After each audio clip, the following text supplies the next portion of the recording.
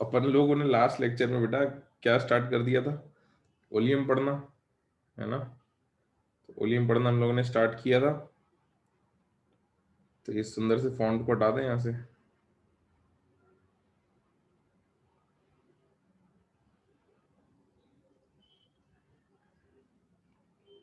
तो we started studying oleum, और हम लोगों ने कुछ कुछ बातें ऑलरेडी कर ली थी ओलियम के बारे में ना। हमने ओलियम डिफाइन कर लिया था कि ओलियम होता क्या है, उसकी परसेंटेज लेबलिंग डिफाइन करी थी। उसके बाद हमने कुछ एग्जाम्पल्स देखे थे। एग्जाम्पल्स की मदद से हम लोगों ने एक फॉर्मूला भी बना लिया था वेरिएबल्स में कि भाई अगर परसेंटेज लेबलिंग दी हुई हो वाई, तो डायरेक्टली परसेंटेज ऑफ फ्री एसओ3 आप कैसे लिख सकते हो, ये सब देख लिया था, है ना? ये सीखा था। सही बात है कि भाई जितने मोल SO3 होगा उतने मोल पानी रिक्वायर्ड होगा, या जितने मोल पानी रिक्वायर्ड होगा उतने मोल SO3 होगा। H2O और वाटर का रेशियो जो है वो 1:1 चलता है, क्योंकि रिएक्शन में, बैलेंस रिएक्शन में, एक मोल SO3 को एक मोल पानी चाहिए होता है। ये सब समझ लिया था हमने, है ना? फिर अभी कुछ बच्चे कह रहे हैं कि सर ये मैक्सिमम लेबलिंग में थोड़ा और बता दो। ये वैसे हमने लास्ट लेक्चर में समझा था, बट मैं एक बार और बता देता हूँ कि बेटा मैक्सिमम लेबलिंग 122.5% क्यों आती है या कैसे आती है। तो जो जो लोगों को डाउट है, मैं एक बार और बता रहा हूँ शॉर्ट में बिफोर मूविंग अहेड। तो हमने कहा था कि भाई मिक्सिंग ऑफ वॉल्यूम और उसकी बात करेंगे आज, डाइल्यूशन की। बट फिर भी ठीक है, अगर डाउट है तो सुन लो, मैं बता रहा हूँ कि मैक्सिमम लेवलिंग कब आएगी। तो बेटा मैक्सिमम पानी आप कब जोड़ पाओगे? अगर आपके पास ओलियम है, if you have an oleum sample, है ना? सुनना सब लोग, जिन जिन को डाउट था, उसमें तुमको पानी ऐड करना है। तो पानी मैक्सिमम कब हो पाएगा, किस कंडीशन में मैक्सिमम हो पाएगा? जब SO3 में क्या मैक्सिमम हो, मैक्सिमम SO3 हो। तो व्हेन मैक्सिमम SO3, तो 100 ग्राम में मैक्सिमम SO3 कितना हो सकता है, लिमिटिंग वैल्यू की, मतलब 100 ग्राम सैंपल अगर ले लें तो 100 ग्राम वॉल्यूम में मैक्सिमम H2SO3 की लिमिट क्या हो सकती है? कितने ग्राम हो सकता है SO3 मैक्सिमम? 100 ग्राम हो सकता है, इससे ज्यादा तो ले नहीं सकते ना। 100 ग्राम अगर टोटल वॉल्यूम है तो लिमिटिंग वैल्यू मतलब एकदम 0.000001 ग्राम तुमने अगर H2SO4 ले लिया तो ऑलमोस्ट 100 ग्राम तुम्हारा SO3 हो जाएगा। तो SO3 मैक्सिमम 100 ग्राम हो गया। अच्छा, 100 ग्राम पे इसके मोल्स कितने आए? 100/80 विच इज 1.25, इतने ही मोल्स आएंगे। अच्छा, अभी तुमको ये भी पता है कि SO3 और H2O के मोल्स बराबर होते हैं रिएक्ट जब करते हैं दोनों 1:1 में। तो इसके लिए तुमको पानी के मोल्स कितने चाहिए?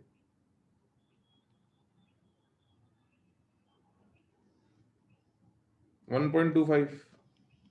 अच्छा, पानी के मोल्स पता हो तो मास ऑफ वाटर कितना लगेगा, मास ऑफ H2O एडेड कितना हो जाएगा? 1.25 मोल्स का मास निकाल लो। तो 1.25 इंटू 18, इसको कैलकुलेट करोगे तो 22.5 ग्राम आएगा। इतना वाटर एडेड है। तो तुमने क्या किया अल्टीमेटली, 100 ग्राम ओलियम में 22.5 ग्राम वाटर ऐड कर दिया। ठीक है अर्नव, बाकी ये तो अभी सिर्फ समझाने के लिए ना, ये तो सुनते चलो, है ना? तो 100 ग्राम ओलियम में अगर तुमने 22.5 ग्राम वाटर ऐड कर दिया, तो 100 gram oleum when is when 22.5 gram water is added to 100 gram oleum, तो जो रिजल्टेंट H2SO4 बनेगा वो कितना बन जाएगा? 122.5 ग्राम्स। तो 100 ग्राम ओलियम से मैक्सिमम कंडीशन हम देख रहे थे, तो 122.5 ग्राम H2SO4 मिल सकता है। तो मैक्सिमम लेवलिंग कितनी आएगी बेटा? कितनी आ जाएगी मैक्सिमम लेवलिंग? 122.5 ग्राम, राइट? सही बात है अक्षत बेटा, ये मेरे को समझ में नहीं आता ये बातें क्यों आती हैं। तो जब मैं कुछ कह रहा होता हूँ तो क्यों नहीं सुनते अपन? अब जैसे अक्षत कह रहा है कि सर अगर पूरा SO3 ले लेंगे तो ओलियम ही नहीं रहेगा, ये तो SO3 हो जाएगा। तो मैंने कुछ कहा था ना कि लिमिटिंग वैल्यू क्या होती है, मैक्सिमम लिमिट, जहां अपन 0.000001 ग्राम अगर H2SO4 ले लें, ऐसा कुछ कहा था ना मैंने। तो लिमिटिंग वैल्यू निकाल रहे हो ना तुम कि भाई ऑलमोस्ट मैक्स टू मैक्स कहाँ पहुंच सकते हो, इससे ज्यादा तो कभी नहीं हो सकता। तो लिमिटिंग वैल्यू है, ओपन इंटरवल पढ़े हैं तुमने मैथ्स में? ओपन और क्लोज इंटरवल पढ़े हैं मैथ्स में? तो ऐसे लिख देना तुमको अगर इतने वो है तो, कि भाई ओपन इंटरवल 100 से लेके ओपन इंटरवल 122.5, बस परसेंटेज लेवलिंग के लिए। मैं कब कह रहा हूं कि तुम क्लोज्ड इंटरवल ले लो? मैंने थोड़ी कहा कि 122.5 एग्जैक्ट ले ही लो, मैं तो लिमिटिंग वैल्यू का। ठीक है, अब तो ठीक है कि 122.5 के बिल्कुल पास, बट एग्जैक्टली 122.5 नहीं। ठीक है, ओके, अब तो ठीक है। चलो, तो अब ये मैं हटा दूं, क्लीन कर दूं, ये लिखना तो था नहीं, सिर्फ समझाने के लिए। ये बात लास्ट क्लास में भी समझी थी हमने, ये यहाँ पे समझी थी कि 100 ग्राम लिमिटिंग वैल्यू SO3 ले लें तो कितना SO3, उससे कितना मोल पानी, उसमें कितना अपन पानी ऐड करेंगे, तो इससे लिखा था। ठीक है, यहाँ तक सब बढ़िया है? गुड। आगे बढ़ते हैं भाई, अपन लोगों की जर्नी आगे बढ़ाते हैं। ओलियम का बेसिक तो अपन ने पढ़ लिया था, अब इसको अलग अलग सवालों में यूज कर लेते हैं। भाई ओलियम को डाइल्यूट करेंगे तो नई लेबलिंग कैसे करेंगे, अगर मिक्स करेंगे तो कैसे करेंगे, है ना। चलो, तो अगली सब हेडिंग तुम्हें क्या लिखनी है, लिखो इसमें डाइल्यूशन पहले कर लेते हैं। तो डाइल्यूशन ऑफ ओलियम सैंपल सब हेडिंग लिखो।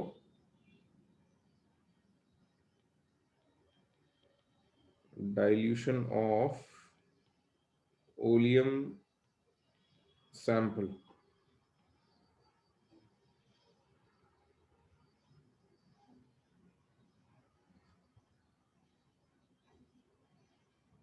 तो मान लो तुम्हारे पास कोई ओलियम सैंपल है जिसकी लेबलिंग तुम्हें दे रखी है Y%, है ना, और उसमें तुम पानी मिला देते हो। अच्छा, ओलियम के सैंपल का जो मास ले रखा है वो तुमने W ग्राम ले रखा है, W ग्राम ओलियम सैंपल का मास, उसमें तुमने X ग्राम पानी मिला दिया, और ये जो X ग्राम पानी मिलाया है ये रिक्वायर्ड पानी से कम है। तो ये इसका मतलब क्या है मैं सब समझाऊंगा, एक बार तुम लिख लो ऑन पेपर, सारी बातें लिख लो पहले, इधर उधर की बातें मत सोचना, अपने दिमाग में पहले से मत बनाने लगना। इसका मतलब क्या है मैं सब समझाऊंगा। तो न्यू ओलियम, अब न्यू ओलियम क्यों बनेगा वो भी देखेंगे। इसकी लेबलिंग जो है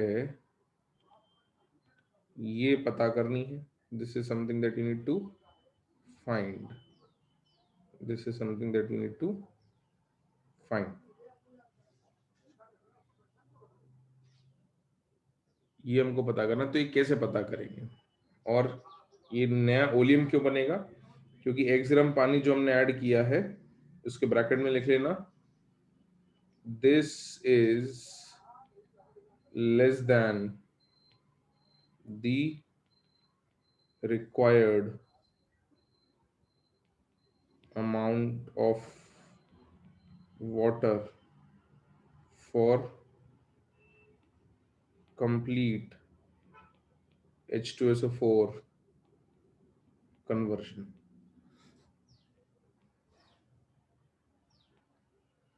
For complete H2SO4 conversion. तो नई लेबलिंग के लिए मैं तुमको एक फॉर्मूला बता रहा हूँ, पहले अपन फॉर्मूला अप्लाई करेंगे, फिर लॉजिक से भी सेम काम करेंगे। तो we'll use the formula first and then we'll do the same thing with logic. बहुत लॉजिकल सी बात है, कुछ ज्यादा उसमें मुश्किल नहीं है। तो इसके लिए तुम्हारा फॉर्मूला जो बन के आएगा वो आएगा percentage labelling new is equals to y into W upon w plus x,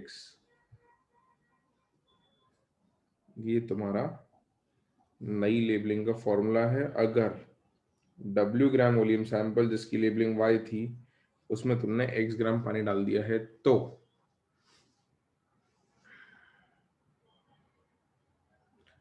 अरे समझाता हूँ अक्षत, मैं, तुम रुको तो सही, तुम थोड़ा सही लाइन पे सोच रहे हो लेकिन कंफ्यूज हो रहे हो। तो अभी समझाता हूँ मैं इसको कि कैसे करना है ना।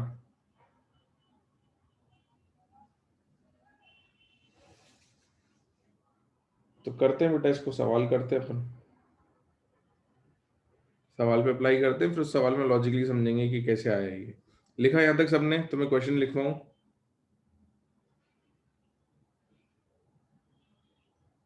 लिखा? हम्म। तो क्वेश्चन लिखते हैं, फिर पहले फॉर्मूले से देख लेते हैं आंसर निकाल के, फिर उसको लॉजिकली भी निकालेंगे अपन। तो लिखो question. In 200 grams of volume sample,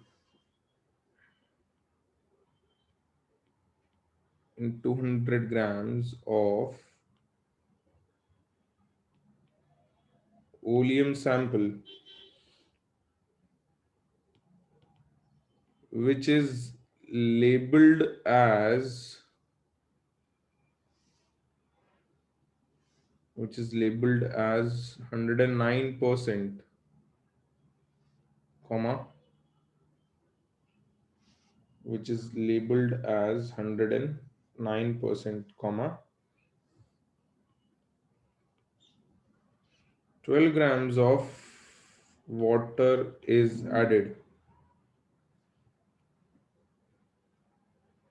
12 grams of water is added. Full stop. Find the new percentage labeling of the sample.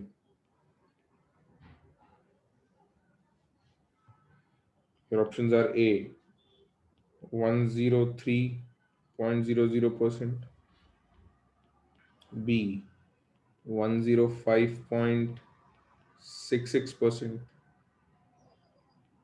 C 101%, या 101.00 कर दो, या फिर डी 102.83%। इसका आंसर निकालना है। तो पहले तो कैलकुलेट कर लो, फिर मैं लॉजिकली भी बताऊंगा कि कैसे होगा ये। फेयरली लॉजिकल, बहुत ही लॉजिकल सी बात है। अगर ये फॉर्मूला नहीं पता तो भी कर सकते थे, बिना फॉर्मूले के भी हो जाएगा ये, है ना। इसको करते हैं, फिर इसका जो अंडरस्टैंडिंग वाला पार्ट है वो मैं तुमको थोड़ा अलग डेटा पे दे दूंगा। हाँ भाई क्लास, जल्दी बताओ। आज अपन कोशिश करेंगे कि जल्दी से वॉल्यूम खत्म करके हार्डनेस पे आ जाएं, और हार्डनेस को भी आज खत्म ही कर लें। मोस्टली कोशिश करेंगे कि आज हार्डनेस भी एंड कर लें। We'll try to finish our redox in either today's lecture or probably in first half of the next lecture. हाँ भाई, आंसर क्या आ रहा है जल्दी से? परसेंटेज लेबलिंग न्यू का फॉर्मूला अपने पास है। तो y कितना है? 109 इंटू डब्ल्यू, मास कितना लिखा है? 200 gram, divided by w plus X. तो 200 ग्राम में 12 ग्राम पानी ऐड कर दिया है। So this is 109 into 200 by 212, कितना आएगा भाई ये डिवाइड करके? 102 पॉइंट, ऑप्शन डी आ जाएगा, सही है। तो this will come out to be 102.83%। This is your answer, है ना। ये तुम्हारा आंसर है। अब मान लो तुमको लॉजिकली ये बात बतानी होती, है ना, ये फॉर्मूले की जगह तुमको लॉजिकली ये बात बतानी होती कि बिना फॉर्मूले के करना होता है ये सवाल, तो कैसे करेंगे? तो अपन इसके लिए एक एग्जांपल और ले लेते हैं। ये लिख लिया कि जल्दी लिख लो सब लोग, फटाफट से लिख लो। अगर किसी का आंसर नहीं आया तो वैसे तो आ जाना चाहिए, सीधे फॉर्मूला बेस्ड है। बट बिना फॉर्मूले के कभी कैसे करेंगे, अगर भूल जाते हैं हम फॉर्मूला के कैसे लगेगा, तो लॉजिकली कैसे करेंगे। लिख लिया सबने? ठीक है, तो एक और सवाल लिख लेते हैं, शॉर्ट में लिखते हैं इसको। तो ऐसे लिख लो, ओल्ड लेबलिंग, ये हो गई 300, सॉरी ओल्ड लेबलिंग लिख लो 118%। वेट ले लो 300 ग्राम्स, और वाटर एडेड ले लो, कितना लोगे तुम, 47 ग्राम ले लो। तो न्यू लेबलिंग पता करनी है ना? न्यू लेबलिंग पता करनी है, तो कैसे पता करेंगे बताता हूँ, एक बार लिख लो, फिर इसको लॉजिकली समझते हैं कि बिना फॉर्मूले के कैसे पता करेंगे। लिखा सबने सवाल? तो अपन इसको समझना शुरू करें। तो देखो बेटा, लॉजिकली इस बात सवाल को कैसे अचीव किया जाएगा। तो लेबलिंग का मतलब होता है 100 ग्राम से कितने ग्राम H2SO4 मिलेगा, यही होता है लेबलिंग का मतलब, यही होता है ना? हाँ या ना? तो ये अपना ओलियम है, और अपने को बनाना है H2SO4 प्योर। तो अगर लेबलिंग 118% है, तो 100 ग्राम से कितना बनना था, मैक्सिमम कितना बन सकता है 100 ग्राम से, कितना बन सकता है? अरे 122.5 थोड़ी, वैभव कैसी बात कर रहा है, इस सैंपल से कितना बनेगा अगर इसकी लेबलिंग 118 है तो? अगर इस सैंपल की लेबलिंग 118 है तो मैक्सिमम H2SO4 कितने ग्राम बनेगा? 118 ग्राम। यही लेबलिंग का मतलब होता है ना, बेसिक लेबलिंग की डेफिनेशन ये थी, the amount of maximum H2SO4 that can be obtained from oleum. तो इसमें पानी कितना मिलाया होगा? 18 ग्राम पानी मिलाया होगा इसके लिए। ठीक है, लेकिन अपने को ओलियम दे कितना रखा है, 100 ग्राम पे तो 18 ग्राम पानी ऐड होता है, तो ओलियम कितना दे रखा है, कितना दे रखा है? 300 ग्राम। तो 300 ग्राम से मैक्सिमम कितना बन सकता है? 354 ग्राम्स। ठीक बात है। तो ये जो ओलियम है, इसके 300 ग्राम से 354 ग्राम बन सकता है, यानी पानी कितना रिक्वायर्ड है? 54 ग्राम। 54 ग्राम रिक्वायर्ड है ना? बिल्कुल। तो अभी तुमने कितना ऐड कर दिया?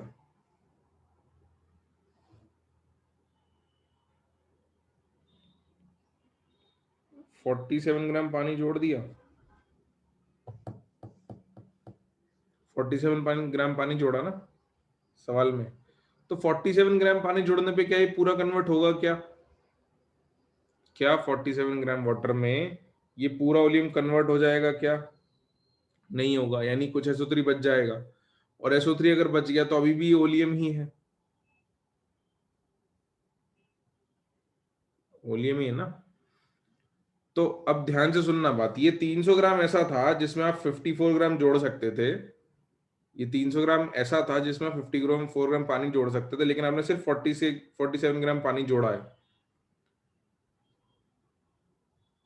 तो आपका जो नया सैंपल का वजन हो गया वो 347 ग्राम हो गया,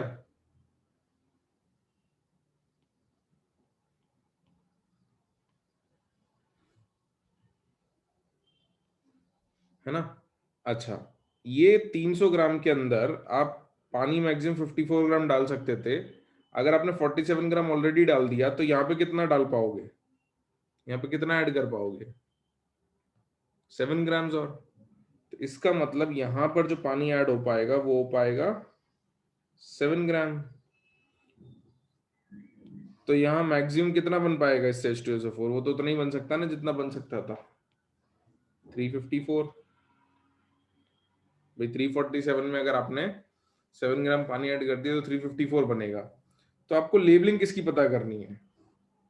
इसकी लेबलिंग तो 118% थी, इसकी लेबलिंग भी 118% थी, इसकी लेबलिंग पता करनी है आपको कि ये जो आधा बना हुआ या आधा रिएक्ट किया हुआ है, इसकी लेबलिंग पता करनी है।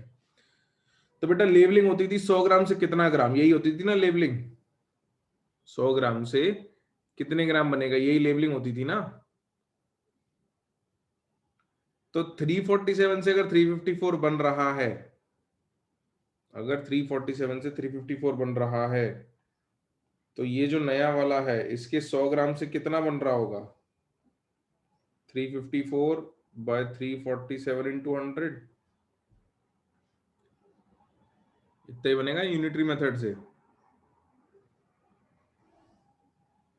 इसको कैलकुलेट करना जरा,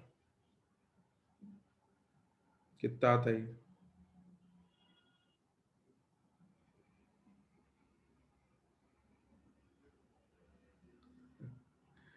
आयुष बेटा तू रुक जा, अभी तू मेरी बात सुन लेना। 7 ग्राम एक्स्ट्रा क्यों, 7 ग्राम एक्स्ट्रा क्यों, तू 3 बार लिख के भेज चुका है। कोई मतलब नहीं है सवाल का, तू सुन ही नहीं रहा है मैं क्या कह रहा हूँ। हाँ 102 के आसपास आ जाएगा ना, अप्रोक्सीमेटली 102%, अप्रोक्स, है ना, वेरी क्लोज टू 102%। तो तुम अगर थोड़ा सा फॉर्मूला देखोगे ना, तो क्या हो रहा है कि भाई फॉर्मूला भी इसी लॉजिक से बन रहा है, बिल्कुल ये फॉर्मूला ही बन गया ना, exactly. This is how your formula came, कि ये जो नीचे है, this is weight plus water added, this is weight plus water added, और ये हो गया तुम्हारा percentage labelling. This value is basically 118 into 300।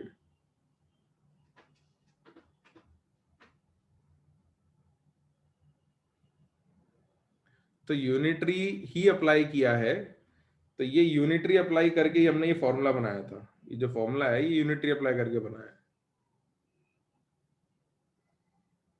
बस। तो सेम फॉर्मूले का एक अलग इंटू मल्टीप्लीकेशन वाला फॉर्म यहाँ मिल गया है आपको। इसको अगर आप ऐसे लिखते, देखो, इसको आप अगर आप 118 इंटू 3 लिखते, तो यहाँ आ जाता 118 इंटू 300, तो वही y इंटू डब्ल्यू आ जाता, है ना। तो मैं एक बार और समझा दे रहा हूँ यही बात को, एक और लॉजिक से, जिन लोगों को थोड़ा बहुत भी डाउट है, बहुत क्लियरली समझा देता हूँ मैं, है ना, आपको भी समझ में आ जाएगा। तो पहले इतना नोट कर लो जल्दी से, नोट दिस डाउन,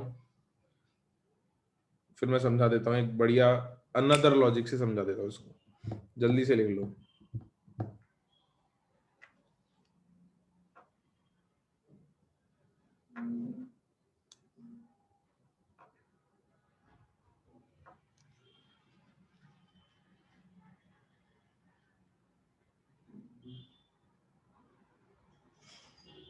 लिख लिया?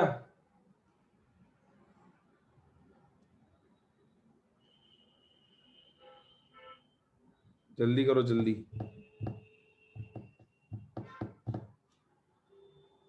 तो कुछ मेरे को वैसी एनालॉजी लेनी पड़ेगी जैसी मोल कॉन्सेप्ट में लेता था, तब जाके समझ में आएगा। हो गया भाई, सबका हो गया? बिल्कुल पार्थ सही कह रहा है एकदम। चलो, तो कुछ तुमको इसी बात को एनालॉजिकली समझा देता हूँ। सब लोग भाई लिखना बंद कर दो, तभी बात समझाऊंगा मैं। बंद किया क्या लिखना? हाँ। ठीक है। चलो, तो एनालॉजिकली समझ लो इस बात को। क्यों, कहाँ कंफ्यूज हो रहे हैं लोग, मुझे पता है ना। लोगों को ये बात समझ में नहीं आई आती कि सर ये 300 ग्राम से 344 बन सकता, तो 347 से भी 344 कैसे लिख रहे हो? तो ये भी 1 मिनट में क्लियर कर देता हूँ, देखो। मान लो बेटा तुम्हें दाल और चावल मिला के खिचड़ी बनानी है ना।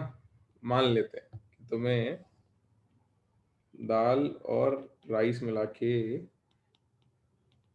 खिचड़ी बनानी है, और जो राइस है उसकी अलग अलग लेवलिंग होती है ना। लेवलिंग मतलब कितने राइस में कितनी दाल डलती है, उससे कितनी खिचड़ी बनती है, उसकी लेवलिंग है। मान लो ये 100 ग्राम दाल में अगर 100 ग्राम राइस में 50 ग्राम दाल डलती है, तो इसकी लेवलिंग है 150%। 100 ग्राम चावल से हम 150 ग्राम खिचड़ी बनाते हैं। थोड़ा पानी भी होगा बट ठीक है, मान लेते हैं। ठीक है, थोड़ा लेवलिंग जैसी दिख रहा है ना ये। हाँ, तो अब मान लो तुम्हारे पास लेबलिंग ये थी और तुमने मान लो 400 ग्राम चावल ले लिए, तो बेटा दाल कितनी डलेगी इसमें? 200 ग्राम, है ना। लेकिन तुम्हारा एक बेचारा नादान दोस्त ने क्या किया, उसको पता नहीं था, उसने ये 200 ग्राम की जगह 100 ग्राम दाल ऑलरेडी ऐड कर दी। तो ये टोटल मिक्सचर कितने ग्राम हो गया? 500 ग्राम। तो मुझे ये बताओ कि तुमको समझ में आ गई कि इस नादान ने क्या किया, 200 ग्राम दाल डालने की 100 ग्राम ही दाल डाली है। तो अब बच्ची कितनी और दाल डाल सकते हो तुम जिससे खिचड़ी सही बने, नहीं तो दाल एक्स्ट्रा हो जाएगी। तो 100 ग्राम ही दाल और डाल सकते हैं ना, इससे ज्यादा तो नहीं डाल सकते, क्योंकि मैक्सिमम तो हमको पता है कि सर ये 400 ग्राम से खिचड़ी तो मैक्सिमम 600 ग्राम ही बननी थी। तो ओरिजिनल ओरिजिनल अगर 600 ग्राम खिचड़ी बननी है 400 ग्राम राइस से, तो 400 ग्राम राइस से 600 ग्राम ही बन सकती है, कुछ जादू तो होगा नहीं। तो वैसी बात यहाँ भी थी कि ओरिजिनल सैंपल 300 ग्राम था, इससे बन और H2SO4 354 ही सकता था। तो ये तो लिमिटेड हो गया ना भाई, H2SO4 इससे 354 ही बन सकता है, इससे ज्यादा बन ही नहीं सकता है। तो ये हमको समझ में आ गया कि भाई 400 ग्राम अगर राइस है, प्योर राइस हमारा 400 ग्राम है, तो 600 ग्राम की खिचड़ी बन सकती है उससे, हमारा जो रेशियो उस हिसाब से। अब तुमको किसी ने बोला कि नहीं नहीं, तुम तो एक काम करो, ये जो मिक्सचर बनाया नया, इसकी लेबलिंग बता दो।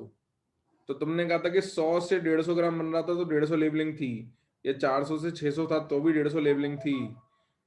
तो 500 ग्राम से कितना बन सकता है यहाँ पे खिचड़ी?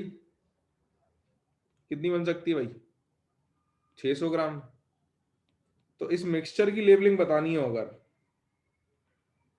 तो कैसे बताएंगे? 500 ग्राम से 600 ग्राम बन रही है, तो 100 से कितनी बनेगी? इस मिक्सचर के 100 ग्राम से कितनी बनेगी?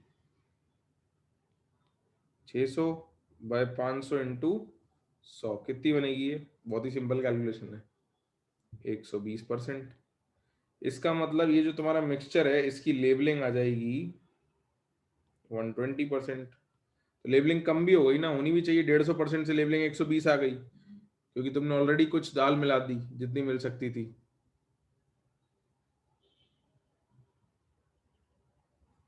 है ना। आ गया सबको समझ में?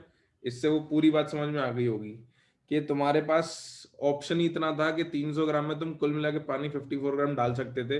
अब उसको तुम इकट्ठा डालो, 2 बार में तोड़ के डालो, 10 बार में तोड़ के डालो, कितनी बार में डालो, मैक्सिमम पानी तो 54 ग्राम ही डल सकता था, क्योंकि वो ओरिजिनली लिया हुआ था। ठीक है। सही है ये। अरे भैया, खिचड़ी का रेशो ये होगा ये जरूरी नहीं है, मुझे नहीं पता है, this was just random numbers, है ना। This is not how exactly khichdi is made, I don't know why food every time. तो बेटा क्या करूं, बच्चों को क्या है कि फूड जो है वो इमेजिन हो जाता है कि हाँ सर हमें दिख रहा है कि सर दाल में चावल डलते हैं, या चावल में दाल डलती है तो खिचड़ी बन जाती है, इसलिए वो एग्जाम्पल ले लेते हैं। है ना। तो समझ में आ गई बात, लॉजिकली भी कर पाएंगे अब अपन, फॉर्मूला तो याद है ही है।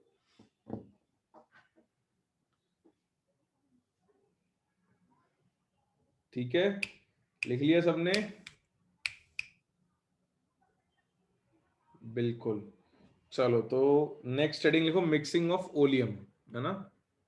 Next heading, mixing of oleum.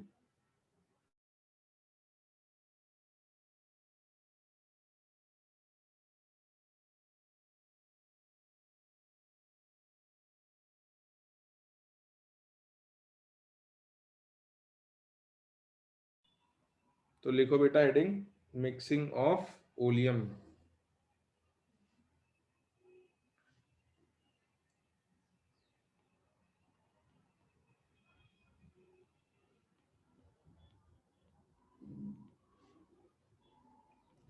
Dilution वाला केस हो गया। अब अगर दो अलग अलग वॉल्यूम सैंपल को मिक्स करते हैं तो कैसे करेंगे? क्या हो गया रूपांशु?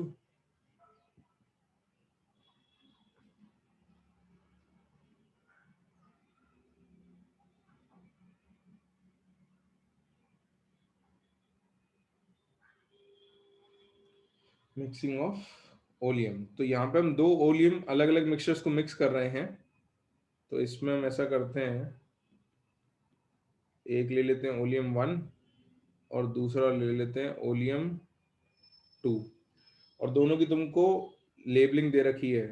तो परसेंटेज लेबलिंग दे रखी है, और वेट कितना लिया है मिक्स करने के लिए वो दे रखा है। तो पहले की लेबलिंग को y1 कह देते हैं, दूसरे की लेबलिंग को y2, पहले के वेट को w1, दूसरे के वेट को w2। तो अगर रिजल्टेंट लेबलिंग चाहिए, तो अगर मिक्सिंग करने के बाद रिजल्टेंट लेबलिंग चाहिए, तो this is equals to w1 into y1 plus w2 into y2 upon w1 plus w2। इस फॉर्मूले से आ जाएगी। एक सवाल फॉर्मूले से करेंगे, फिर इसको भी समझ लेंगे कि लॉजिकली कैसे आता है फॉर्मूला। बहुत ही सिंपल है ये तो, मतलब पिछले वाले से भी आसान है इसको समझना, बहुत ही क्लियरली दिख जाएगा कि कैसे आ रहा है। अच्छा, नहीं नहीं, हाँ कुछ बच्चे कह रहे थे कि सर मजा आ गया, इसको लॉजिकली समझ ले पिछले वाले को। तो सही है, सही है।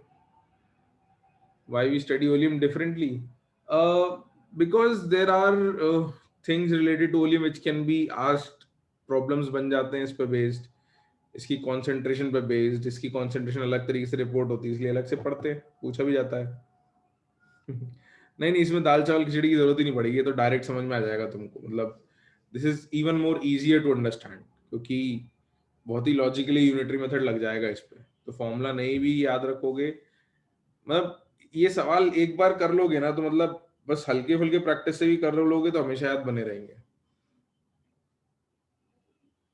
स्कूल एग्जाम्स में तो शायद ही आए oleum, I don't think so. पूछा जा सकता है, it is part of your syllabus, but generally कम पूछा जाता है। यूनिटरी तो आना चाहिए बेटा, यूनिटरी बहुत काम की चीज है लाइफ में, क्योंकि it is very common logic, बहुत जगह काम आसान कर देगा आपका। चलो तो लिखा यहाँ तक सबने, सवाल करें इसके ऊपर, एक क्वेश्चन करें फिर समझेंगे। क्वेश्चन को पहले फॉर्मूले से कर लेते हैं, फिर लॉजिकली भी समझेंगे। तो लिखो question.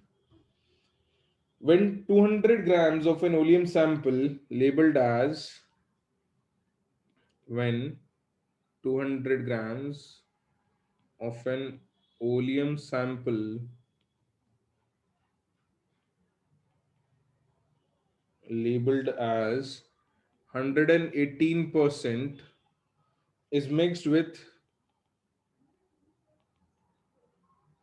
is mixed with 300 grams of another sample,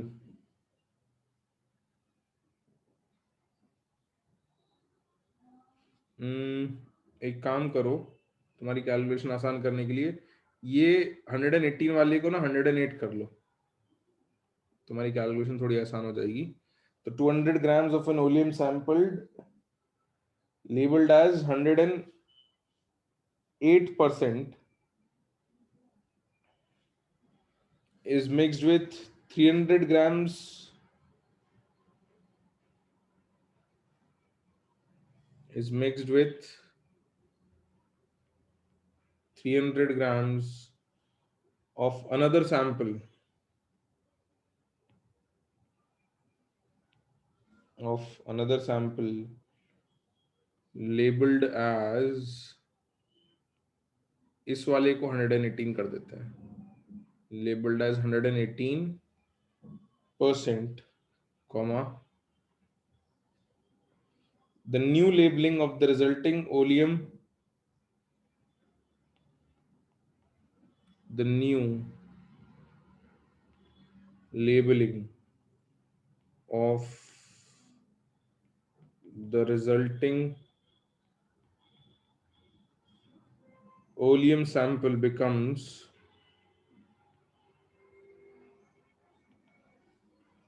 your options are A 112.6%, B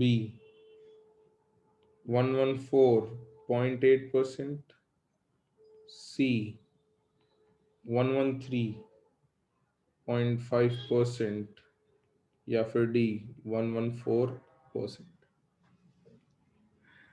तो फॉर्मूले से तो बहुत ही सिंपल है, जल्दी से हो जाएगा, है ना। तो फॉर्मूले से बता दो भाई आंसर, और फिर इसको लॉजिक से भी करेंगे कि same answer will get to by logic. सबका आंसर डी आ रहा है पक्का? ठीक है, तो जल्दी से फॉर्मूले से सॉल्व कर देते हैं। तो सॉल्यूशन में W1 अपना 200 है, Y1 अपना 108 है, W2 जो है वो 300 है, Y2 जो है वो 118 है। Therefore, new labeling is 200 into 108 plus 300 into 118 upon 200 plus 300। तो इसको कैलकुलेट करोगे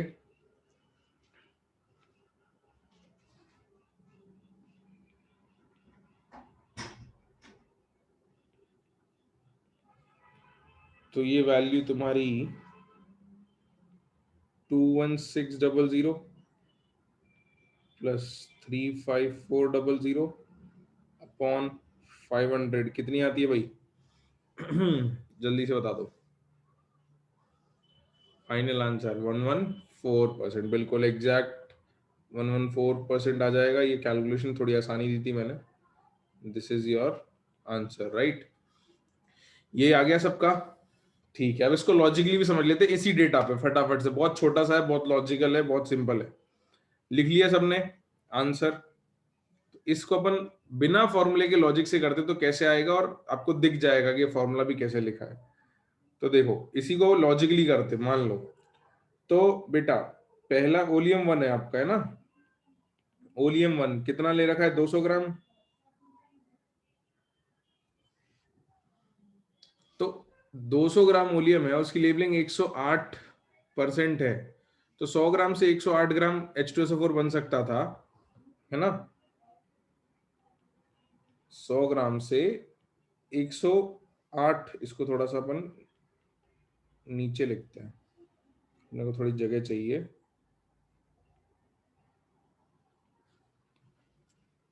तो यहाँ ओलियम वेट है और इससे H2SO4 कितना मिल सकता है वो बताते हैं। तो 100 ग्राम से 108 ग्राम बन रहा था, लेबलिंग 108% थी, 108% लेबलिंग थी। तो बेटा 200 ग्राम से कितना बनेगा? अगर 100 से 108 बना तो 2 से कितना बनेगा? 216 ग्राम्स। ठीक है। अच्छा, दूसरा ओलियम 118% था अपना, है ना। ओलियम 2 जो है वो 118% था, 300 ग्राम। तो इसके 300 ग्राम से कितना बनना है? 354। अब तुमने इन दोनों को ऐड कर दिया, है ना। Oleum 1 plus oleum 2।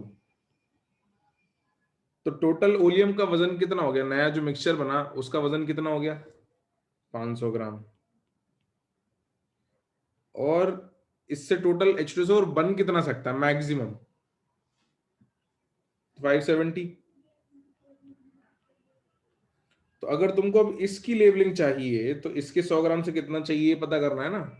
तो 500 ग्राम से अगर 570 बनता है तो 100 ग्राम से कितना बनेगा बेटा? 114 ग्राम बनेगा, यूनिटरी मेथड अप्लाई करके।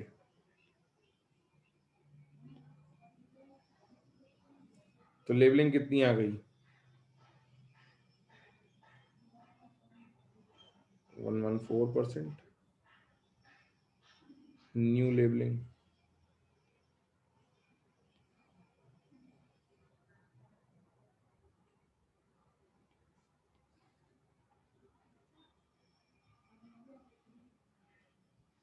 आ गया ना, आंसर भी आ गया और समझ में भी आ गया होगा क्या किया है अल्टीमेटली अपन ने। अल्टीमेटली क्या किया है वो भी समझ में आ गया होगा। सही है। हाँ, ये वाला इजियर था ना पिछले वाले से, समझना आसान था, डायरेक्टली यूनिटी मेथड लग जाता है। सही बात है। चलो, तो ये था अपना ओलियम सैंपल और उससे रिलेटेड बातें अपन ने काफी सारी समझ ली, और मिक्सिंग और डाइल्यूशन भी कर लिया, और उसको लॉजिकली भी समझ लिया। मतलब कोई दिक्कत नहीं आएगी तुमको, बस इस तरीके से समझ समझ के सवाल करोगे तो दिस कंप्लीट्स आवर वॉल्यूम। अब अपना लास्ट टॉपिक पे अपन आ जाते हैं, हार्डनेस ऑफ वाटर पे, है ना। This is the last topic. कर, ऊपर स्क्रॉल कर दूं? लिख लिया सबने? फिर कोई वापस तो नहीं स्क्रॉल करवाएगा मुझे। एक सेकंड रुकना है, जल्दी कर लो भाई, जिस जिसको कंप्लीट करना है जल्दी कर लो। हो गया?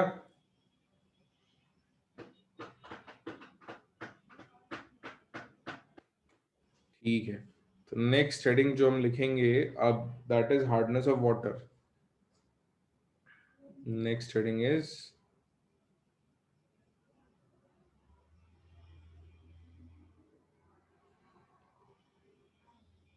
Hardness of water.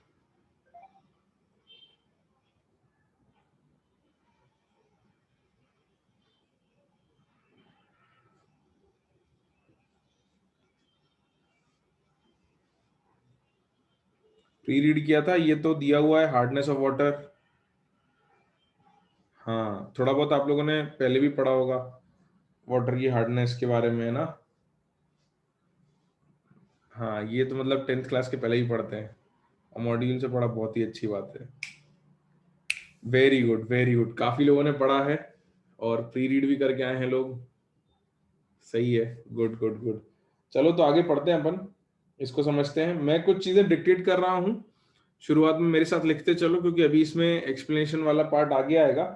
तो keep writing with me in the beginning, और फिर अपन इसको आगे समझाएंगे, है ना। तो साथ साथ लिखते चलना, मैं डिक्टेट भी करता रहूंगा। तो लिखते चलो बेटा, मैं डिक्टेट कर रहा हूँ। Hard water does not form lather with soap, LATHER, lather, झाग।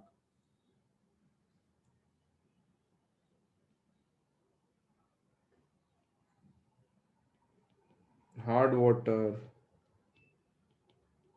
does not form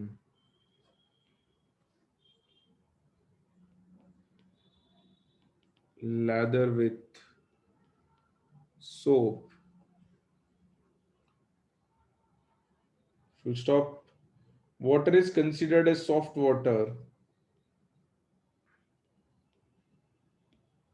Water is considered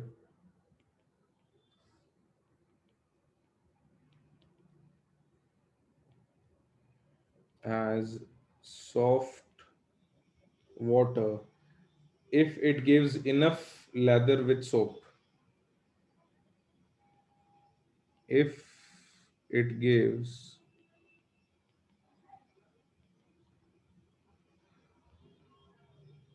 enough lather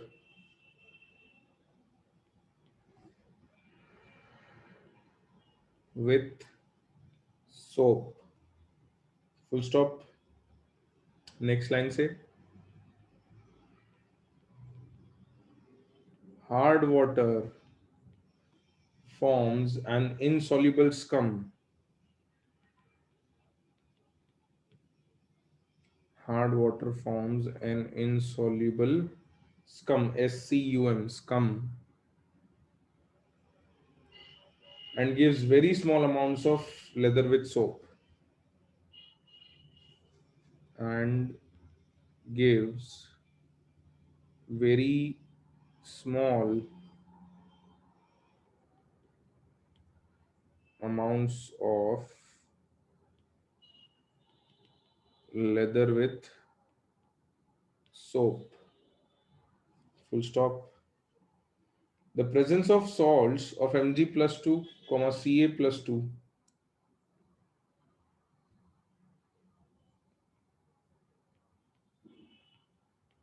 The presence of salts of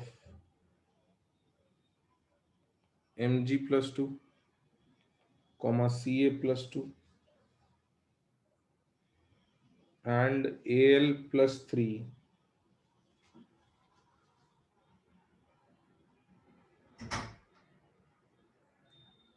and Al plus 3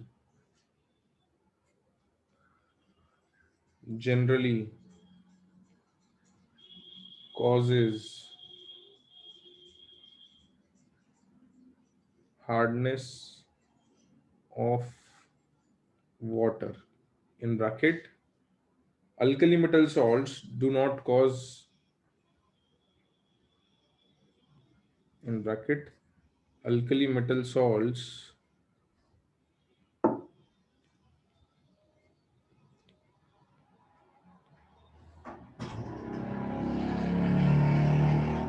do not cause hardness,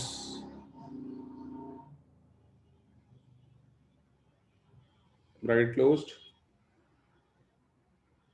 उसके next line में hardness is categorized primarily into two categories.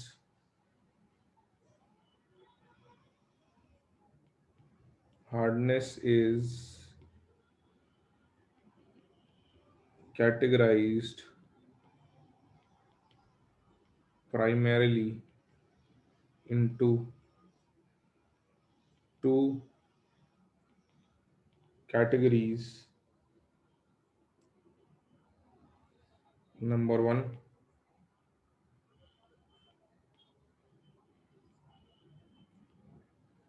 temporary hardness.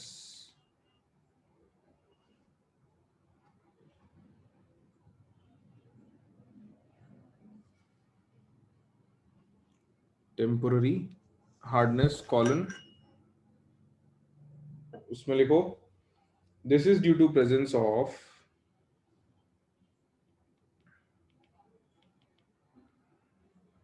this is due to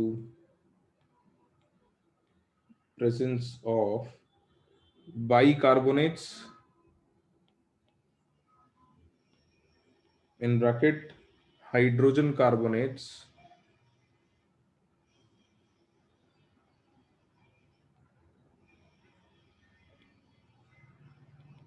bracket closed, of calcium and magnesium.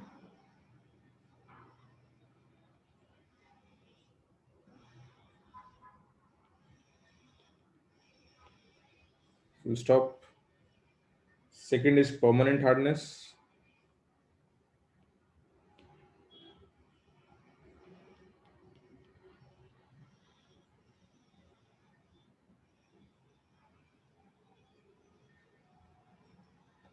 उसमें लिखो, हाँ पीयूष बेटा, ये double dots को colon भी कहते हैं, सही बात है, colon and semicolon. Permanent hardness. This is due to presence of chlorides. This is due to presence of chlorides or sulfates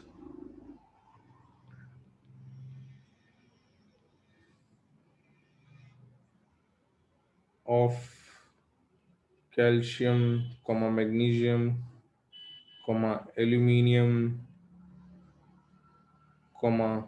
iron, etc. यहां तक लिखो.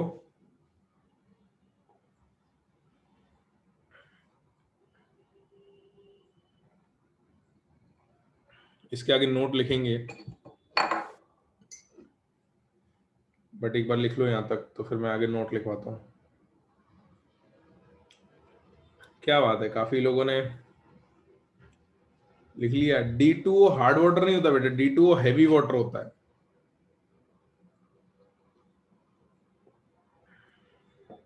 लिख लिया?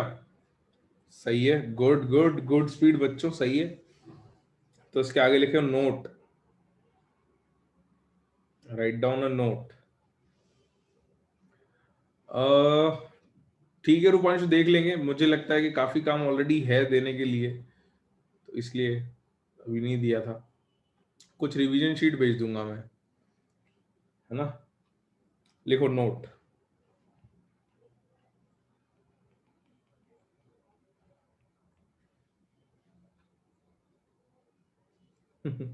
नहीं, अब आजकल तो मैं नहीं सेंड कर रहा हूँ। लिखो लिखो, नोट लिखो। Temporary hardness can be removed by boiling the water sample.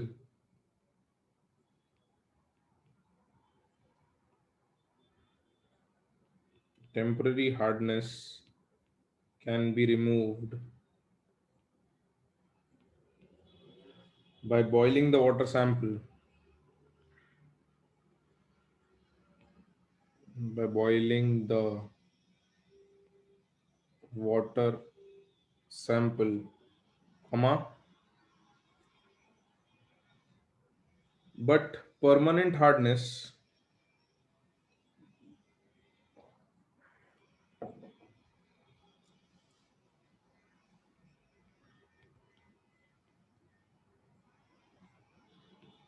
but permanent hardness cannot be removed just by boiling the sample. Just by boiling the sample.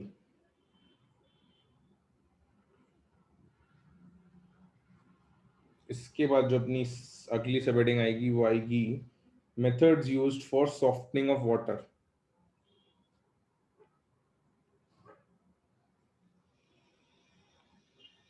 Methods used for softening of water।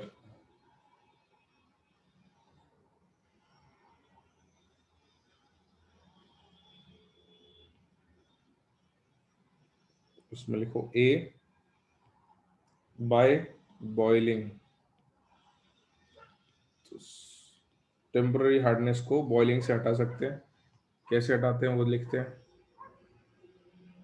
तो bicarbonates होते हैं temporary hardness में। तो आपके पास CaHCO3 volt vice है, calcium bicarbonate कहलाता है ये। इसको अगर हीट करोगे तो CaCO3 का प्रेसिपिटेट बन जाएगा। इसको डाउनवर्ड एरो से शो करते हैं, प्रेसिपिटेट आउट हो जाता है, H2O और CO2 निकल जाते हैं। इसी तरीके से मैग्नीशियम बाइकार्बोनेट अगर है, इसको हीट करोगे तो ये हीट होने पे मैग्नीशियम कार्बोनेट में कन्वर्ट हो जाएगा, प्रेसिपिटेट आउट हो जाएगा, वाटर और CO2 रिलीज कर देगा।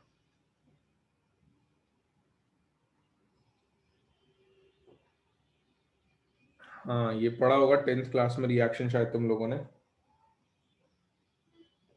बिल्कुल।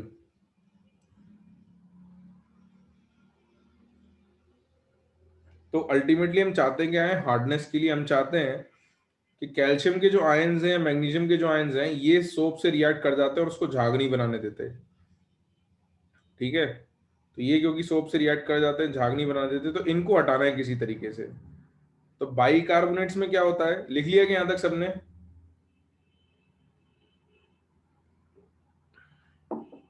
सबने लिख लिया तो मैं समझाऊं। तो बाइकार्बोनेट्स में इनको हटाना आसान क्यों होता है कि देखो बेटा, इनको जैसे ही बॉईल करोगे तुम पानी को, तो क्या करेगा पानी?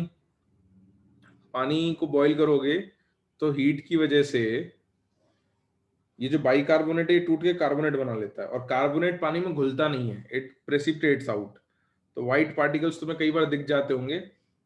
पानी को बॉईल करके ठंडा करते हैं तो उसमें छोटे छोटे व्हाइट पार्टिकल्स लेयर पे जम जाते हैं ऊपर, है ना। तो बेसिकली अलग हो जाता है, बाहर आ जाता है। तो एक बार ये चीज बाहर आ गई, इसको छान के अलग कर दिया, तो अब पानी के अंदर कैल्शियम और मैग्नीशियम के अगर आयंस हट गए तो सोप अगर उसमें ऐड करोगे तो झाग बन जाएगा, क्योंकि झाग बनने से रोकता कौन है? कैल्शियम के आयन या मैग्नीशियम के आयन। एक बार ये हट गए पानी से, तो अपना एम यही होता है, मोस्टली कैल्शियम मैग्नीशियम होता है, एल्यूमिनियम आयरन तो बहुत कम क्वांटिटीज में रहता है। तो अपना अल्टीमेटली हार्डनेस रिमूव करने का एम, अल्टीमेट एम क्या है कि कैल्शियम और मैग्नीशियम के आयंस हटाना। अब वो जिस भी तरीके से हटा सके, वो जितने भी तरीके से हटा सकते हो, those all are methods of removing hardness. कुछ कॉमन मेथड्स जो है वो हम यहाँ लिख रहे हैं। तो टेम्पररी के लिए तो सबसे सिंपल होता है, बॉईल कर दो पानी को, ठीक है। हाँ, तो ये सॉलिड फॉर्म में बाहर चले जाते हैं, दीज फॉर्म सॉलिड्स, ठीक है। तुम अगर चाहो तो इसको ब्रैकेट में लिख लेना, सॉलिड्स, है ना, these precipitate out as solids. हाँ मतलब अब तुम यार देखो, सोप का अच्छा इफेक्ट आने के लिए पानी को बॉईल करना अच्छी बात है, लेकिन अब इतना पानी बॉईल करने में एनर्जी बहुत खर्च होती है, तो जनरली लोग बॉईल नहीं करते साबुन से यूज करने के पहले। तो जनरली बेटर होता है सॉफ्ट वाटर। कहाँ से मिलता है? जो देखो, नदियों का पानी या बहता पानी या बारिश का पानी सॉफ्ट वाटर होता है, अंडरग्राउंड वाटर हार्ड होता है जनरली। चलो चलो, अभी बहुत और भी लिखाना है भाई, आगे बढ़ते हैं। लिखा यहां तक, थोड़ा आगे बढ़े।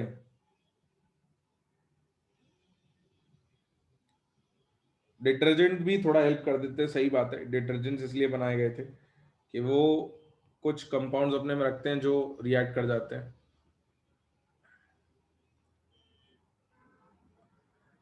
हर्षल बेटा, वो तो वाटर तो नॉर्मल यूज करते हैं, बबल बाथ में अपन चाहेंगे कि सॉफ्ट वाटर हो, क्योंकि अपन बबल बनाना चाहते हैं, है ना।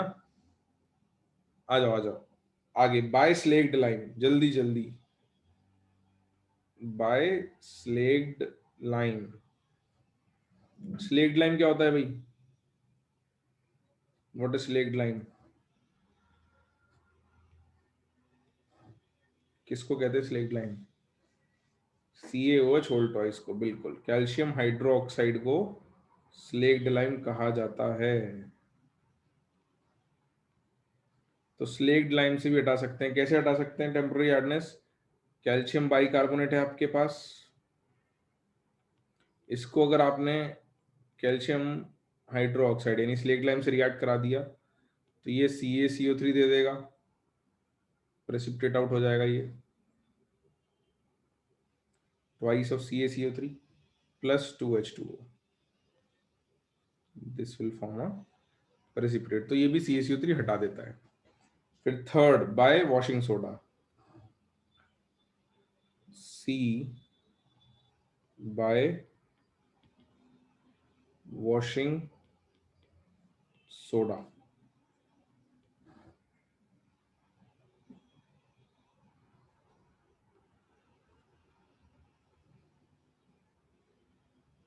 तो वॉशिंग सोडा से परमानेंट हार्डनेस निकालने का काम करते हैं। वॉशिंग सोडा CaCO3 नहीं बेटा, Na2CO3 होता है वॉशिंग सोडा। तो CaCl2 को अगर Na2CO3 से रिएक्ट कर दें, वॉशिंग सोडा इज Na2CO3.10H2O। इसको अलग से लिखने की जरूरत नहीं, सीधे रिएक्शन में लिख लेते हैं। तो अगर Na2CO3 का रिएक्शन करा दें CaCl2 से, तो ये क्या करता है, CaCO3 तो बना के प्रेसिपिटेट आउट हो जाता है, और बदले में हमको दे देता है NaCl लिख दो, या 2Na+ और Cl- लिख दो। तो सोडियम तो कॉज करता ही नहीं, हमने लिखा था अल्कली मेटल के सॉल्ट्स या आयंस जो हैं हार्डनेस कॉज नहीं करते। तो अल्टीमेटली क्या हो गया कि कैल्शियम की जगह पर सोडियम के आयंस आ गए, कैल्शियम की जगह पर सोडियम के आयंस आ गए, तो पानी में कैल्शियम को सोडियम से रिप्लेस कर दिया हमने, हमारी हार्डनेस हट गई। और एक चीज होती है आयन एक्सचेंज रेजिन्स। तो ऑर्गेनिक मॉलिक्यूल्स होते हैं लॉन्ग चेन वाले, इनको आयन एक्सचेंज रेजिन्स कहते हैं। बाय आयन एक्सचेंज रेजिन्स, तो ये क्या करते हैं, ये आयंस को एक्सचेंज कर देते हैं, अपने कैटायंस को। तो इनमें कोई दूसरे कैटायन होते हैं, उनको पानी में रिलीज कर देते हैं, और उससे पानी से कैल्शियम के आयन ले लेते हैं। न्यूमेरिकल्स करेंगे ना विजिक्षु, कैसी बातें करता है तू विजिक्षु, थोड़ा तो लिख ले। कितने दिनों बाद तो थोड़ी थ्योरी लिखवा रहा हूं मैं। तो मान लो सोडियम के कैटायन वाला लॉन्ग चेन कार्बन है, R इज, हाँ, सोप का मॉलिक्यूल जैसे R is long chain carbon, ये इसको अगर तुम पानी में डाल दोगे तो ये क्या करेगा, कैल्शियम के आयंस को अपने साथ रख लेगा, CaR बना देगा और 2 सोडियम के आयंस रिलीज कर देगा।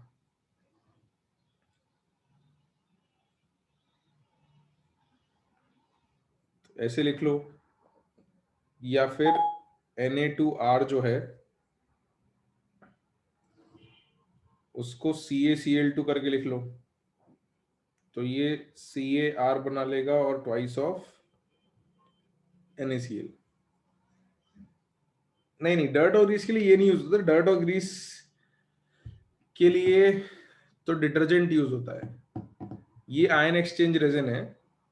तो डर्ट और ग्रीस के लिए जो डिटर्जेंट यूज करते हैं उसमें भी 2 पार्ट होते हैं, कैटायनिक और एनायनिक पार्ट होते हैं, बट उनके मॉलिक्यूल्स थोड़े अलग होते हैं और यहाँ पे मॉलिक्यूल्स थोड़े अलग होते हैं, है ना, थोड़ा डिफरेंस है। फिल्ट्रेशन टाइप कह सकते हैं, सही बात है ओम, कि भाई यहाँ क्या कर रहे हो कि आप पानी को इस रेजिन के थ्रू पास करा रहे हो या फिल्टर में से पास करा रहे हो, तो ये रेजिन क्या कर रहा है, अपने तो आयंस छोड़ दे रहा है और पानी में से कैल्शियम के आयंस अपने पास रख ले रहा है। तो पानी में से कैल्शियम रेजिन के पास रह गया और केटाइंस जो इसके होते हैं अल्कली मेटल्स के, वो चले गए, है ना। तो सोप थोड़ा अलग है, वो आगे पढ़ेंगे, दूसरे चैप्टर्स में आएगा, फंक्शनिंग ऑफ या एक्शन ऑफ सोप, कोलॉइड्स वगैरह पढ़ेंगे जब अपन, वो क्लास 12th में आएगा। यहाँ तक लिख लो। अब इस पे कुछ न्यूमेरिकल कर लेते हैं, विजिक्षु कह रहा था कि सर न्यूमेरिकल नहीं करेंगे, विजिक्षु को हाथ दर्द हो गया क्या लिखते लिखते।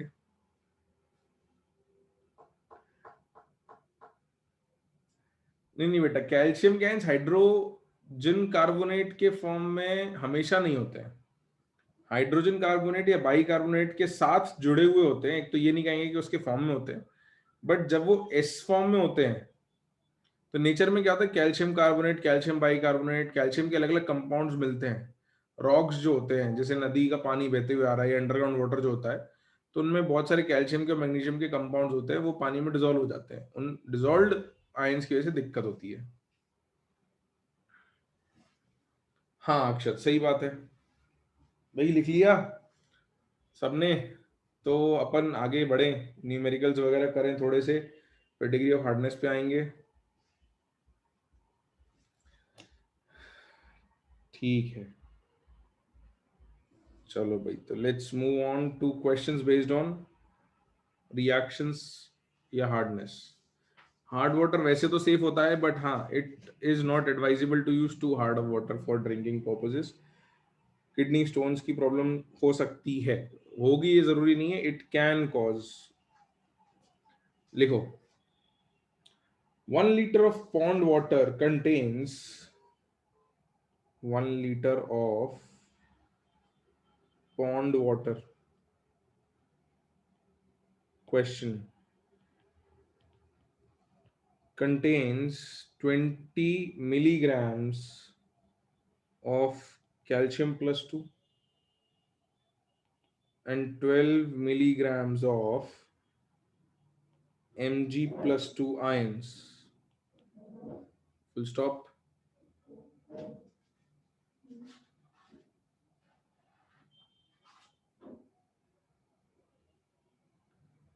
Full stop. What is the volume of a 2 normal Na2CO3 solution? What is the volume of a 2 normal Na2CO3 solution required to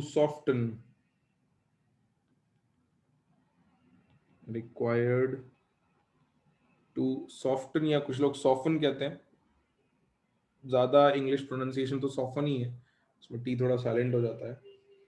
soften 10,000 liters of pond water.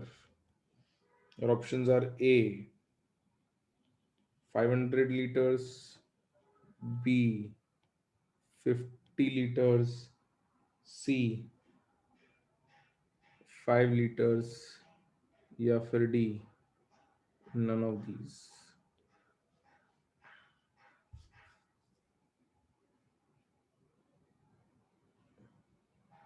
तो law of chemical equivalence use होना है यहाँ पे, इसको लिख लो, मैं थोड़ा समझाता हूँ फिर आगे तुमसे करवाऊंगा, है ना,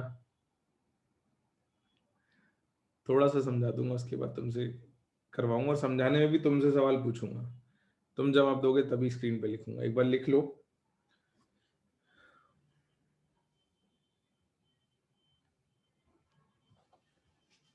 लिख लिया सबने? ठीक है भाई, चलो आ जाओ। तो अब अपन कुछ बातें कर लेते हैं। टू नॉर्मल का मतलब स्ट्रेट चेन में नहीं उत्कर्ष, बैठ जाएगा। नॉर्मैलिटी पढ़ाई थी, भूलिया भी, अभी तो इसी चैप्टर में पढ़ाई थी। कहां से कहां लिंक कर लिया रे, टू नॉर्मल का क्या स्ट्रेट चेन से मतलब? अच्छा, ओ ऑर्गेनिक, ओ अरे रे, अरे ऑर्गेनिक से लिंक नहीं करना बेटा, रिडॉक्स चल रहा है ना। हाँ, अभी थोड़े देर लेक्चर पहले ही तो पढ़ी थी नॉर्मैलिटी। चलो चलो, आ जाओ आ जाओ, इधर इधर बात करते हैं। देखो, अल्टीमेटली Na2CO3 को किस किस से रिएक्ट करना है, पहले तो ये बताओ, किस किस से रिएक्ट करना है? कैल्शियम +2 से, Mg+2 से, दोनों से रिएक्ट कराना है ना। तो देखो, मैं लिख रहा हूं सॉल्यूशन। Ca+2 से रिएक्ट कराना है अपने को, और Mg+2 से रिएक्ट कराना है। अच्छा, इनकी कॉन्सेंट्रेशन अगर पता है ना, कितनी पता है अपने को, 1 लीटर में पता है, तो ये 20 मिलीग्राम्स है, और ये 12 मिलीग्राम्स है इन 1 लीटर, इन 1 लीटर, इतना ही है ना। तो बेटा 10,000 लीटर में कितना हो जाएगा? और इसको कॉन्सेंट्रेशन की जगह अपन अमाउंट लिख देते हैं ना, अपन सीधे अमाउंट पे बात कर लेते हैं, अमाउंट की बात कर लेते हैं।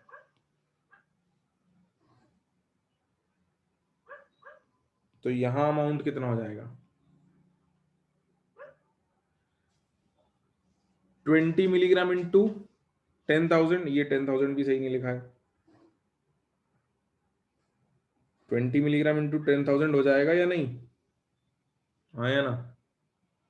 तो ये 20 मिलीग्राम इज 20 इंटू 10⁻³ इंटू 10⁻⁴ हो जाएगा ये बात समझ आती है? ये 10⁻⁴ है, और ये 20 इंटू 10⁻³ है, मिलीग्राम इज 10⁻³ तो इतने ग्राम कर सकते हैं इसको। देख लो भाई सब लोग, दिक्कत तो नहीं है? तो इसको अपन लिख देंगे, तो ये कितने ग्राम आ रहा है मल्टीप्लाई करके? 200 ग्राम्स आ रहा है, बिल्कुल। इसको थोड़ा सा शिफ्ट कर लेते हैं, थोड़ी जगह चाहिए हमको इधर, इसको। तो यहाँ पर 12 इंटू 10⁻³ इंटू 10⁻⁴ तो ये कितने ग्राम आने वाला है बेटा? 120। अच्छा, अगर इनका अमाउंट आ गया तो क्या इसके मोल्स लिख सकते हैं अपन? मोल्स लिखो जरा दोनों के, बताओ कितने कितने मोल्स आ रहे हैं, देख लो सब लोग। 5 मोल्स ईच सबको दिख रहे हैं? बिल्कुल, तो दिस इज 5 मोल्स और 5 मोल इन 10,000 लीटर्स, ठीक है। अच्छा, एन फैक्टर बता सकते हो मेरे को, Ca+2 का एन फैक्टर? हाँ अर्शल बेटा, 2, और Mg+2 का एन फैक्टर? 2। ये तो तुम्हारी बातें हो गई इनके बारे में, और इसको किससे रिएक्ट करना उसके बारे में कुछ बातें कर लेते हैं। Na2CO3 से रिएक्ट करना है दोनों को। तो Na2CO3 की वॉल्यूम पता है क्या अपने को?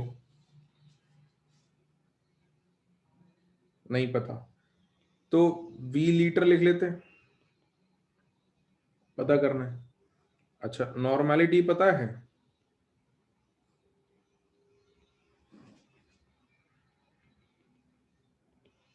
कितनी है? 2। सही बात है, नॉर्मेलिटी पता है 2। तो अब बेटा ये बताओ कि किस किस के इक्विवेलेंट बराबर करने हैं, कौन कौन आपस में रिएक्ट करने वाला है? अच्छा, एन फैक्टर की जरूरत पड़ेगी क्या वैसे Na2CO3 के? चलो लिख देता हूं एन फैक्टर, बट नॉर्मेलिटी है तो एन फैक्टर की जरूरत पड़ेगी क्या?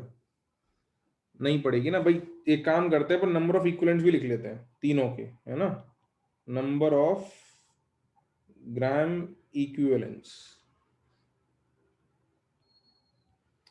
तो Ca+2 के इक्विवेलेंट्स कितने हैं?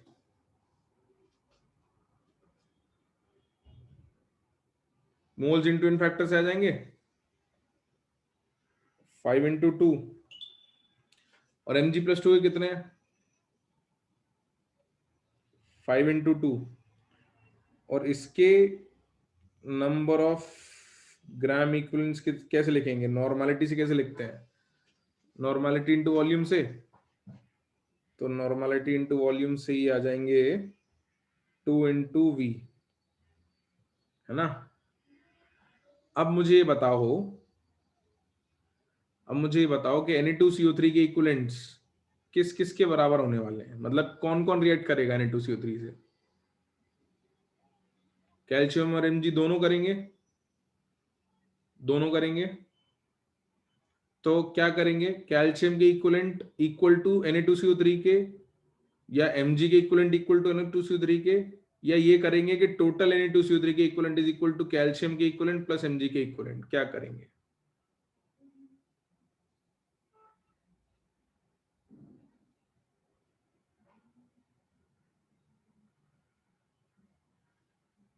है ना? या तो अलग अलग करके लिखो, या टोटल इक्विवेलेंट अगर चाहिए टोटल, या तो एक करोगे कैल्शियम इज के लिए इक्विवेलेंट निकालो Na2CO3 के, मैग्नीशियम के निकालो, या टोटल कर दो ना।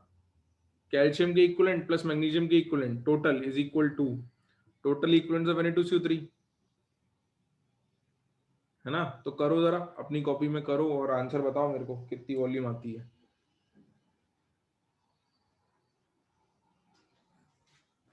तो मैं भी ऑन स्क्रीन लिख रहा हूं, इसको करो जरा।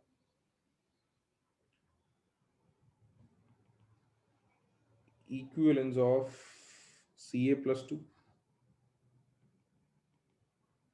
Plus equivalence of Mg+2 is equals to total equivalence of Na2CO3 required. So this is 5 × 2 plus 5 × 2 is equals to 2 × V. Therefore 10 is equal to V. Therefore volume is equals to 10 litre. यही आ रहा है क्या answer सबका?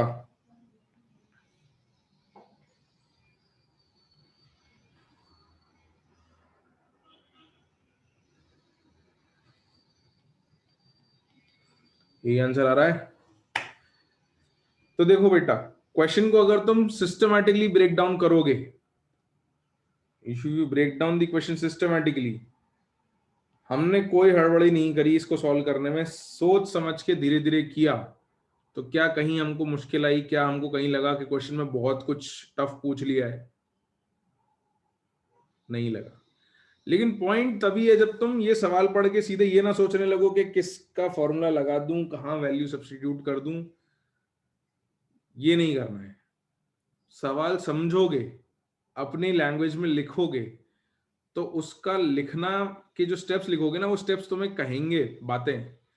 Actually they speak to you कि बेटा अगला step अपने को ये करना है। तो हमने क्या किया था, सुनना इस बात को, मैं थोड़ा इसके बिहाइंड लॉजिक या एक फिलोसफी ऑफ थोड़ा सा सॉल्विंग प्रॉब्लम क्या है।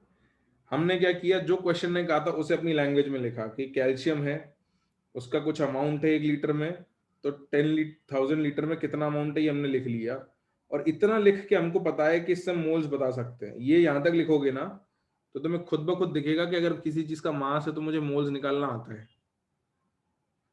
और एन फैक्टर तो तुम लिख ही लोगे। साथ ही साथ तुम Na2CO3 की बातें करना शुरू करोगे, लिखना शुरू करोगे, तो तुम्हें रियलाइज होगा कि वॉल्यूम पूछा हुआ है, ये पता नहीं है, नॉर्मलिटी दिया हुआ है 2, और इतना डेटा लिखने के बाद थोड़ा दिमाग लगा के हमको रियलाइज होता है कि यार यहाँ पर इक्विवेलेंट्स निकालने का डेटा है, यहाँ इक्विवेलेंट निकालने का डेटा है, और यहाँ पे इक्विवेलेंट्स के डेटा में कुछ मिसिंग है। तो इसके बाद तुम्हें सोचना पड़ेगा, the next step is where you need to think कि क्या करना है। बट इतना लिखोगे तो तुम सोच पाओगे। सवाल पढ़ते से ही तुम्हारा दिमाग ना, क्वेश्चन पढ़ते से ही इस स्टेप पे नहीं आ जाता, वो आ भी नहीं सकता। तो brain can not jump to this step. If you give your brain to work something, तुम अपने दिमाग को कुछ काम करने के लिए डेटा दोगे ना सामने ऑन पेपर, तो तुम्हारा दिमाग सोचता है, then your brain starts to think. उसका डेटा है, उसको लगता है कि यार ये क्या क्या कर सकता हूं मैं इससे, वो देखता हूं। तो the important thing is to take your first step.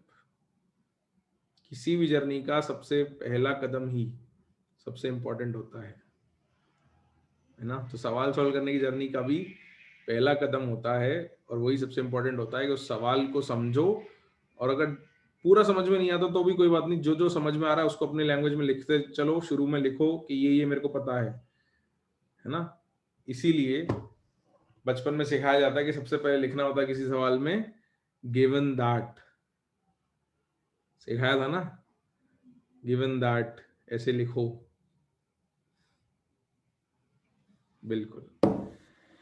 तो बेटा वही है, अगर कहीं अटक जाओ, सवाल में नहीं समझ में आए, अपनी लैंग्वेज में लिखना शुरू करो। सवाल के जो जो पीसेस समझ में आ रहे हैं उसको लिखो ऑन पेपर।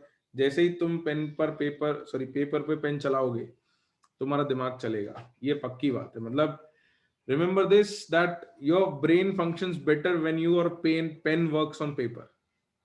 जब तुम्हारा पेन जो है पेपर पे चलता है ना, तो तुम्हारा दिमाग दुगनी तेजी से काम करता है। ये याद रखना, ठीक है। हाँ, राइम बन गई ना। सही है, कभी कभी ऐसी बन जाती है, कोई बात नहीं। समझ में आया, आंसर आ गया 10 लीटर। तो ऑप्शन क्या मार्क कर दें भाई, क्या ऑप्शन मार्क कर दें? डी। ठीक है, चलो और एक सवाल कर लेते हैं, थोड़ा सा टाइम और है, फिर बहुत ही छोटा सा पार्ट रह जाएगा, तो मैं उसको एक काम करूंगा अगले लेक्चर की बिगनिंग में करवा दूंगा। ये अगला सवाल होमवर्क दे देता हूँ तुमको, जैसे अगले लेक्चर में 10-15 मिनट का काम तो रहे कम से कम करने के लिए, है ना। एक क्वेश्चन होमवर्क, ये लिख लिया सबने? ये लिख लिया। इसके बाद अपन स्टार्ट करेंगे केमिकल इक्विलिब्रियम, है ना। फिजिकल केमिस्ट्री में केमिकल इक्विलिब्रियम स्टार्ट करेंगे। हाँ, क्वेश्चन अगली क्लास में करवाऊंगा, चिंता मत करो, बस होमवर्क दे रहा हूँ। बॉन्डिंग का भी अपन देखते हैं कि केमिकल बॉन्डिंग का क्या करना है, चिंता मत करो। बट अभी पहले केमिकल इक्विलिब्रियम करेंगे। लिखो लिखो जल्दी, सवाल एक सवाल लिखते हैं और फिर अपन आगे बढ़ते हैं। ये क्वेश्चन तुम्हारा होमवर्क रहेगा, ठीक है। This question will be your homework. लिखो क्वेश्चन बेटा,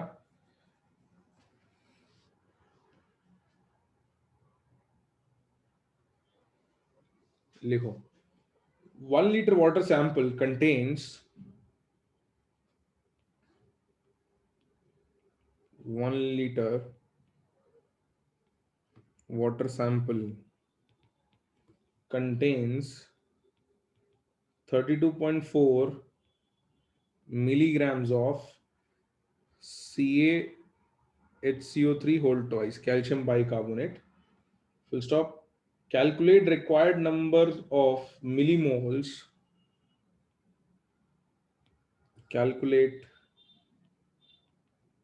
required number of millimoles of calcium oxide solid to remove the hardness. Your options are A 0.05 millimoles, B 0.2 millimoles, C 0.5 millimoles या फिर डी 0.02 मिलीमोल्स। आपको छोटी सी hint दे रखी है, examination hall में नहीं आएगी, बट क्योंकि अभी आप रिएक्शन सीख रहे हो इसलिए अभी हिंट दे रखी है। हिंट क्या है कि calcium bicarbonate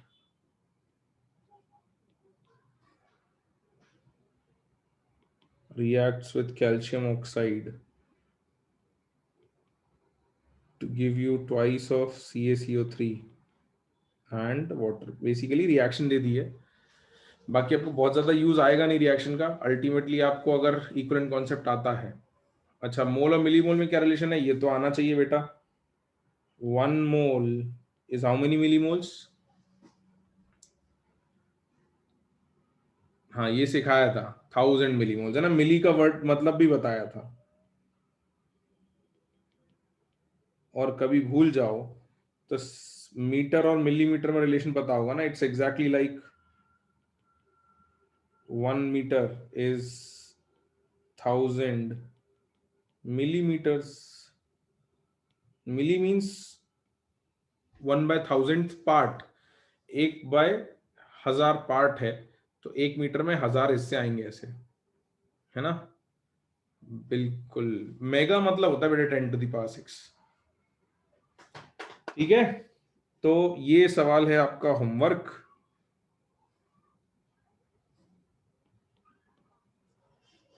this question is your homework, ये कर लाओ। और हो जाएंगे पीयूष बेटा, तुम्हारे भी हो जाएंगे, चिंता मत करो, everything will happen with time. तो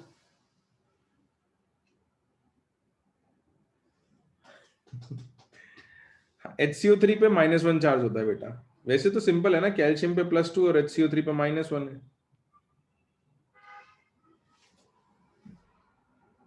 हाँ रूपांशु सही है। तो ये क्वेश्चन होमवर्क है, ये कर लो। और 15-20 मिनट्स और कुछ बातें करनी है यूनिट ऑफ हार्डनेस या डिग्री ऑफ हार्डनेस पर। तो थोड़ा रीड करके आना कि डिग्री ऑफ हार्डनेस जो है वो in terms of ppm of CaCO3 में रिपोर्ट की जाती है। ये कहीं भी आप थोड़ा रीड करोगे शीट वगैरह में तो आपको मिल जाएगा। तो इसको अपन समझेंगे, कन्वर्जन सीख लेंगे, बहुत सिंपल है, पार्ट्स पर मिलियन पर 1-2 सवाल कर लेंगे and we will end our chapter there. तो आज के लिए इतना ही, बस ये एक सवाल, होमवर्क और डिग्री ऑफ हार्डनेस और बचा है, and we'll be ending our redox with this, है ना।